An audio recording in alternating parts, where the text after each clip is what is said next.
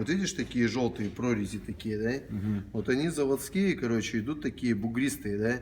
Она когда стачивается, это ребро, да, происходит люфт. Вал берешь, и он вот так, бум-бум-бум-бум. там Ну, стучит. как бы, да. Да. Втулки эти иногда попадаются оригинальные, мы подбираем, да, но также часто мы их изготавливаем у токарей.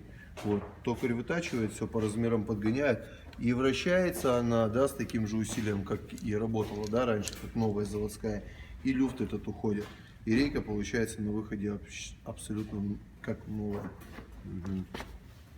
Смазка туда закладывается новая, все там внутри вымывается. Это...